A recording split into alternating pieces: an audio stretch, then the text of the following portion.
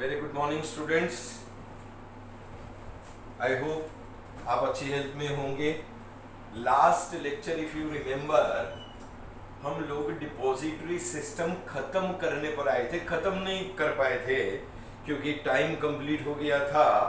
तो उस हिसाब से आज हम इसको खत्म करके नए चैप्टर को स्टार्ट करेंगे। आपको याद करा दूं, this depository system chapter starts from page number 127।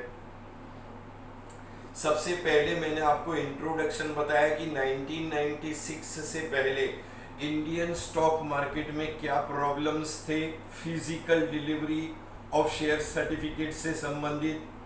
उन प्रॉब्लम्स को दूर करने के लिए 1996 में गवर्नमेंट ऑफ इंडिया ने द डिपॉजिटरी एक्ट पास किया। उस एक्ट के मुताबिक डिपॉजिटरी सिस्टम को इस्टेब्लिश किया गया। Now this depository system is a modern electronic based system जिसमें शेयर्स इलेक्ट्रॉनिक मोड में होते हैं और उनको क्विकली ट्रांसफर किया जा सकता है सेफ्टी एंड सिक्योरिटी के साथ। We also discuss about meaning of depository system. मैंने आपसे क्या कहा था कि डिपॉजिटरी सिस्टम एक ऐसी इंस्टीट्यूशन है जो शेयर्स को होल्ड करती है इलेक्ट्रॉनिक मोड में on behalf of the investor. It transfers the shares in electronic mode, shares को इलेक्ट्रॉनिक मोड में ट्रांसफर करती है। It is considered as nominee of investor, क्योंकि शेयर्स इन्वेस्टर के हैं लेकिन वो इन्वेस्टर के पास नहीं है। किसके पास है? डिपॉजिटरी के पास है, डीमैट अकाउंट में। And therefore depository is considered as nominee of investor. इसके बाद आफ्टर दैट लास्ट लेक्चर में हमने importance of depository system, benefits and advantages of depository system to the investor and to the company and constituents of depository system, कि भाई depository system में कौन कौन है।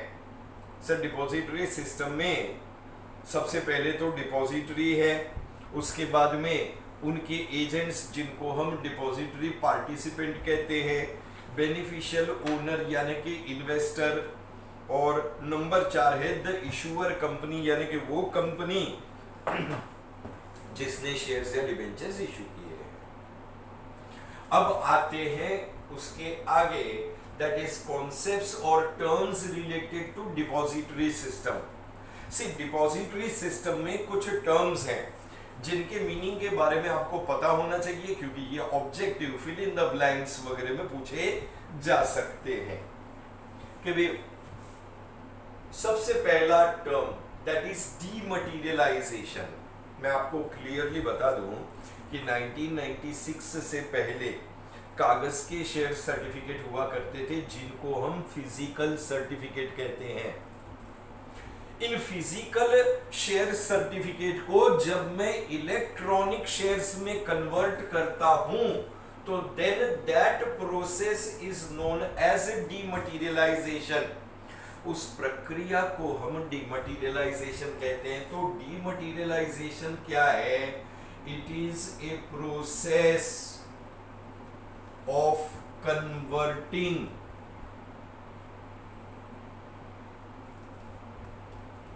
physical shares into electronic shares। Physical shares को electronic shares में convert करना, उस प्रोसेस को डीमटेरियलाइजेशन कहते हैं। शॉर्ट में it is also known as demat of shares. क्या कहते हैं शॉर्ट में? Demat. That procedure is known as demat. Demat is the short form for dematerialisation. तो जब मैं कागज के यानी कि फिजिकल शेयर्स को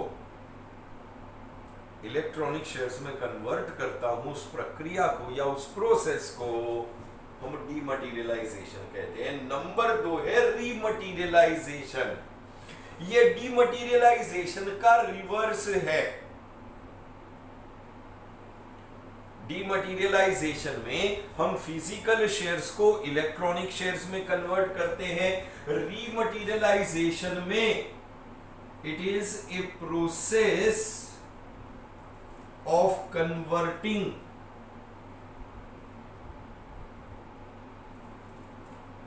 इलेक्ट्रॉनिक शेयर्स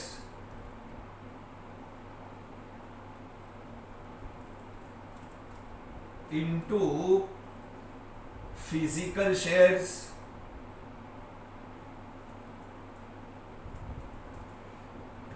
जब मैं इलेक्ट्रॉनिक शेयर्स को फिजिकल में कन्वर्ट करता हूं तो then that process is known as rematerialisation. So ध्यान रखेंगे, ये ऑब्जेक्टिव्स में आता है, बहुत popular, fill in the blanks या match the column, whatever the case में भी। अगर ऑब्जेक्टिव में पूछा जाए, अगर फिजिकल शेयर्स को मैं इलेक्ट्रॉनिक में कन्वर्ट करूंगा तो डीमटेरियलाइजेशन, अगर इलेक्ट्रॉनिक को मैं फिजिकल में कन्वर्ट करूंगा तो रीमटेरियलाइजेशन। नंबर 3 है फंजिबिलिटी। फंजिबिलिटी किसे कहते हैं? फंजिबिलिटी एक ऐसी क्वालिटी है जिसमें असेट को इंटरचेंज किया जा सकता है, यानी कि it is a state of being interchangeable।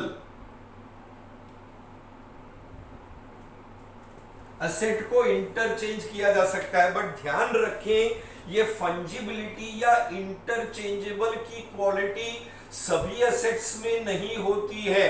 कुछ असेट्स में होती है और कुछ में नहीं होती है।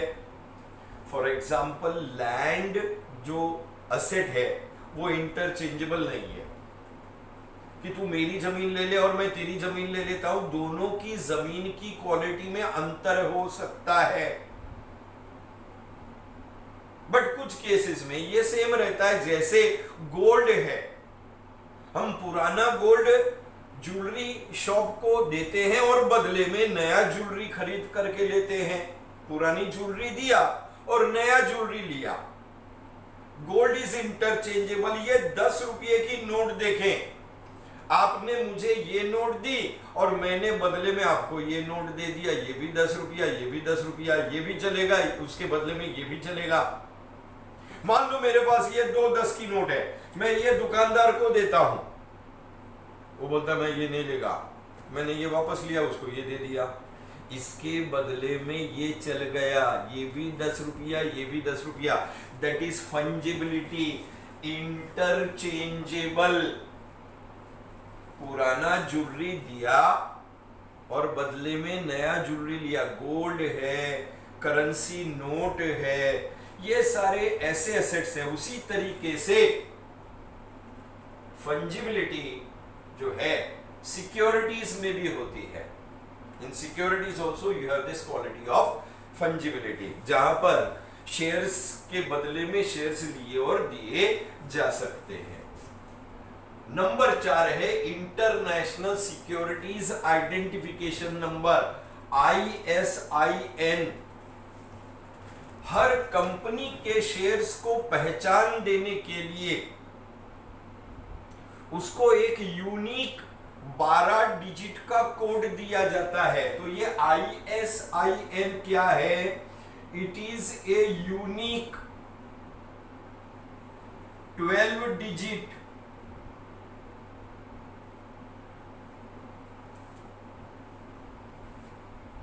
Alpha numeric code. ये 12 डिजिट का होता है। इस 12 डिजिट में कुछ अल्फाबेट्स होते हैं और कुछ नंबर्स होते हैं। ये यूनिक कोड है। हर कंपनी को एक अलग कोड नंबर, जैसे रिलायंस के शेयर का अलग कोड नंबर है, टाटा कंपनी का अलग कोड नंबर है, उसमें भी टाटा टी अलग कोड है, टाटा सॉल्ट अलग कोड है और टाटा मोटर्स अलग कोड है, टाटा आयरन एंड स्टील अलग कोड। हर कंपनी को एक यूनिक कोड नंबर दिया गया है। ये कोड नंबर 12 डिजिट का होता है, जिस 12 डिजिट में कुछ अल्फाबेट्स होते हैं और कुछ नंबर्स होते हैं। That is ISIN। यानी कि जब आप कोई कंपनी का शेयर खरीदना चाहते हो तो खरीदने के वक्त आपको कंप्यूटर में ये ISIN नंबर फीड करना पड़ेगा उस कंपनी का, तब वो शेयर्स खरीदे जा सकेंगे। सो जिस किसी भी कंपनी का आप शेयर खरीदना चाहते हो, उस कंपनी को ये कोड नंबर दिया गया है। कोड नंबर डाल करके उन शेयर्स को खरीदा या बेचा जा सकता है। इसके बाद में आता है फंक्शनिंग ऑफ डिपॉजिटरी सिस्टम। ये तो हो गए हम लोगों के कॉन्सेप्ट्स या टर्म्स। ये कॉन्सेप्ट्स या टर्म्स मैंने आपको बताया पेज 131 पर है और 132 पर है। उसके बाद अगर आप आएंगे तो पेज नंबर 133 पर आपको मिलेगा फंक्शनिंग ऑफ डिपॉजिटरी सिस्टम। ये जो फंक्शनिंग ऑफ डिपॉजिटरी सिस्टम है, this has been omitted from your syllabus। ये जो 35% पोर्शन कट डाउन हुआ है, उस 35% पोर्शन के अंदर फंक्शनिंग ऑफ डिपॉजिटरी सिस्टम को कट कर दिया गया है, जो कि पेज नंबर 133 से है। यानी कि रिमेनिंग चैप्टर आपका है ही नहीं। ये 133 कट हो गया, 134 कट हो गया, 135 कट हुआ। ठीक है, इस 135 में तकरीबन आपको एक थोड़ा सा ऑब्जेक्टिव के हिसाब से एक जानकारी है, वो मैं आपको बता देता हूं। And that is the end of the chapter. कि भाई टॉकिंग अबाउट, अब इसको तो मैं हटा देता हूं because this has been omitted. Objective के लिए आपको क्या ध्यान में, वैसे ये पहले भी मैं आपको बता चुका हूं, बट फिर से एक बार बता देता हूं अगर आपने मिस आउट कर दिया है या ध्यान नहीं दिया है तो। Talking about depositories,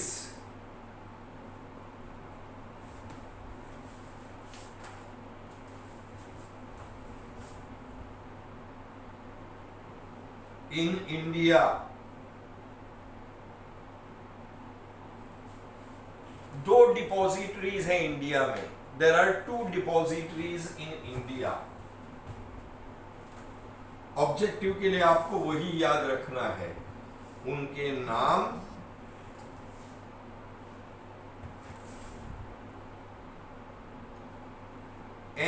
NSDL। NSDL का मतलब है national securities depository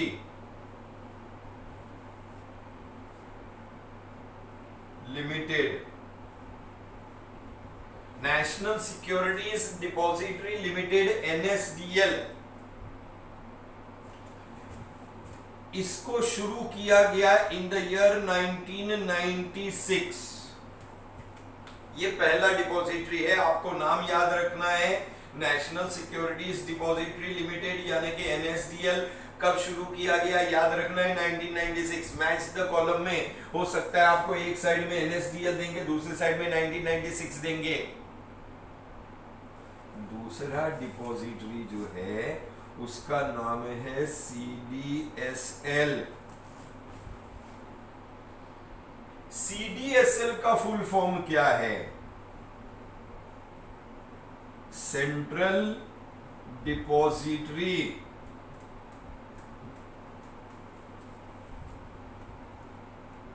services India limited. Central depository services India limited, ये इंडिया ब्रैकेट के अंदर है। Central depository services India limited, इसको कब स्टार्ट किया गया? 1999 में। It started its operation in the year 1999। So match the column में हो सकता है एक साइड में आपको देंगे CDSL, दूसरे साइड में आपको देंगे 1999, या आपको फुल फॉर्म याद रखना है central depository services India limited. ये जानकारी आपको मिलेगी on page number 135 and 136। Page 135 and 136 पे ऑब्जेक्टिव के लिए ध्यान में रख लेना, there is a distinguish between dematerialisation and rematerialisation. जो आपको पेज नंबर 136 पर मिलेगा उसको गो थ्रू कर लेंगे एक बार। कागज के यानी कि फिजिकल शेयर्स को इलेक्ट्रॉनिक में कन्वर्ट करना डीमटेरियलाइजेशन, फिजिकल को इलेक्ट्रॉनिक में डीमटेरियलाइजेशन, रिवर्स में इलेक्ट्रॉनिक को फिजिकल में, that is rematerialisation. That's the distinguish between. Objectives है बराबर है, पेज नंबर 137 पे आंसर्स के साथ में है, उनको गो थ्रू कर लेंगे। So that is end of you can say chapter number 9।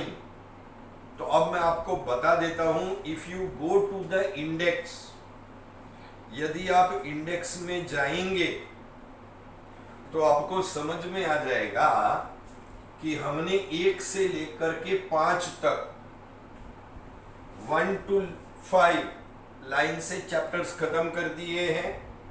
फिर उसके बाद में 6, 7, 8 ये लेटर्स के चैप्टर बाकी हैं। उसके बाद में 9 और 10 खत्म कर दिया है। So how many chapters have we finished? We have finished from 1 to 5, we have finished 9 and 10, यानी कि टोटल 7 चैप्टर्स हमारे खत्म हो गए हैं। अब आज एक नया चैप्टर लेटर्स को भी स्टार्ट नहीं करता हूं। उम्मीद करते हैं कि शायद दिवाली के बाद क्लास खुल जाए तो इधर क्लास में ही आमने सामने लेटर्स करेंगे, अगर नहीं हुआ तो फिर देखेंगे। बट फिलहाल I am starting with chapter number 11, that is financial markets. Okay, financial markets से स्टार्ट करते हैं। फाइनेंशियल मार्केट के अंदर भी काफी कुछ सिलेबस कट किया गया है। जैसे जैसे हम वो चैप्टर करेंगे मैं आपको बताते जाऊंगा।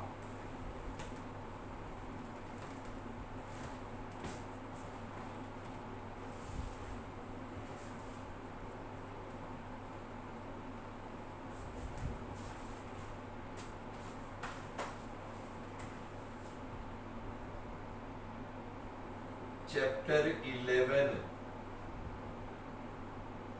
फाइनेंशियल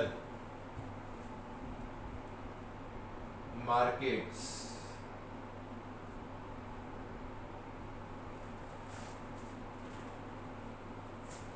इसमें सबसे पहले फर्स्ट एंड फॉरमोस्ट आपको बता दूं, इट इज ऑन 158 ऑनवर्ड्स।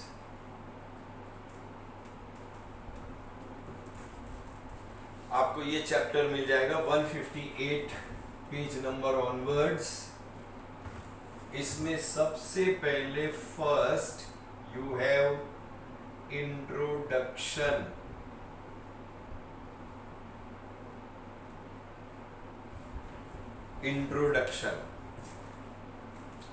ठीक है, चलो लेट्स स्टार्ट। सी, बिजनेस के अंदर फाइनेंस बहुत इंपॉर्टेंट रोल प्ले करता है। क्यों इंपॉर्टेंट रोल प्ले करता है? वेल, इंपॉर्टेंट रोल इसलिए प्ले करता है क्योंकि फाइनेंस के बिना हम किसी भी बिजनेस ऑर्गेनाइजेशन को ना तो स्टार्ट कर सकते हैं और ना ही उसको चला सकते हैं।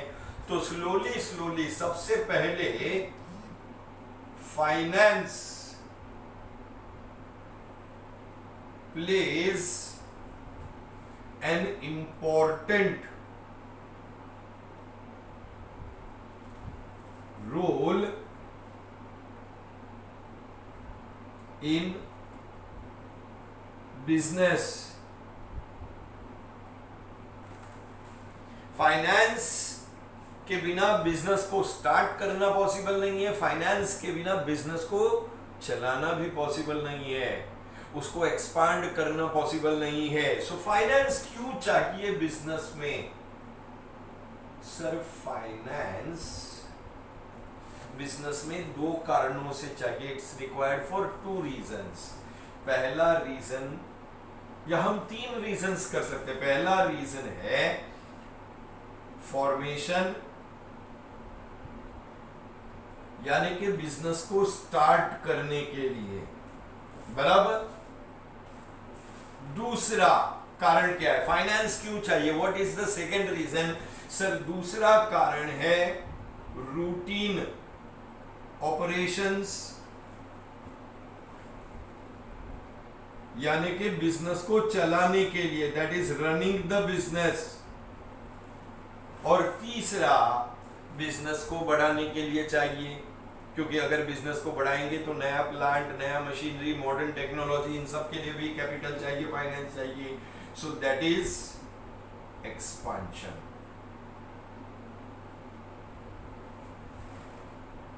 सो फाइनेंस जो है इसका बेहद इंपॉर्टेंट रोल है, क्योंकि इसी फाइनेंस की वजह से हम बिजनेस को शुरू कर सकते हैं, इसी फाइनेंस की वजह से हम बिजनेस को चला सकते हैं, इसी फाइनेंस की वजह से बिजनेस का एक्सपांशन किया जा सकता है। अब हर इकोनॉमी में 2 प्रकार के लोग होते हैं।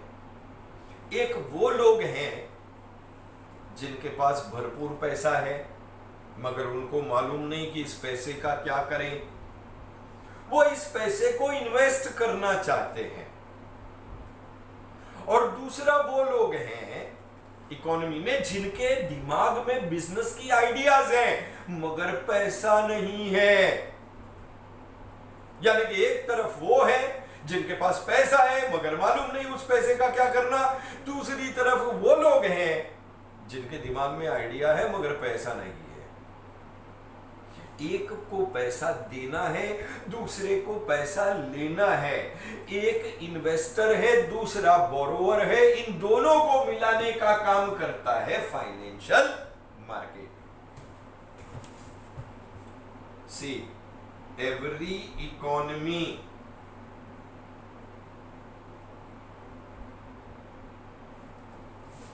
There are 2 types of people.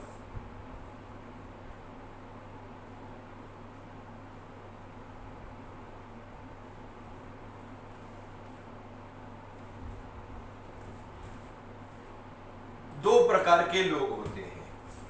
एक वो लोग जिनके पास सरप्लस पैसा है मगर वो उस पैसे का क्या करे वो समझ नहीं, वो इस पैसे को इन्वेस्ट करना चाहते हैं, किसी जगह पर लगाना चाहते हैं ताकि उनको इनकम हो। सो लाइक हम कह सकते हैं कि these people they are the investors या लेंडर्स। ये वो लोग हैं जिनके पास बहुत पैसा है, वो इस पैसे को इन्वेस्ट करना चाहते हैं, वो इस पैसे को उधार पर देना चाहते हैं, क्योंकि उनके पास पैसा तो है मगर आइडिया नहीं है कि इस पैसे का क्या करना।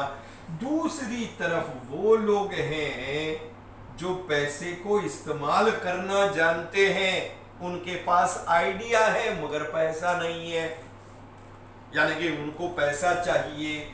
दे आर द यूजर्स और दे आर द बोरोवर्स।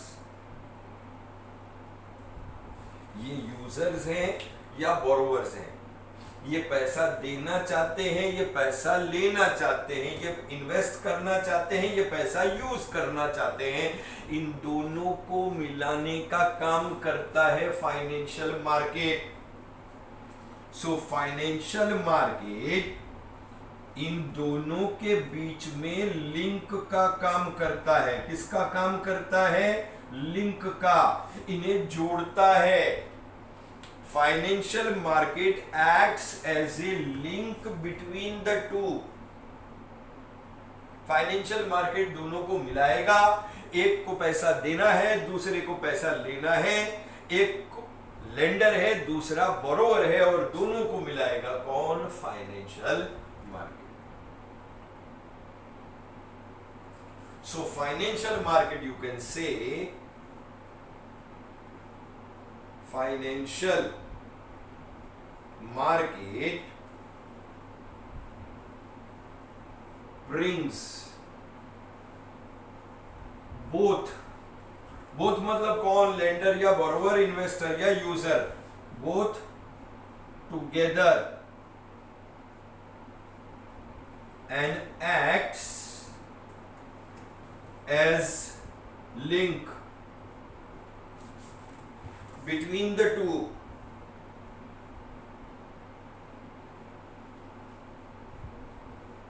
दोनों के बीच में लिंक का काम करता है, दोनों को मिलाने का काम करता है ताकि दोनों का फायदा हो सके, क्योंकि एक को पैसे देना है, दूसरे को पैसे लेना है, इसमें दोनों का फायदा हो जाता है।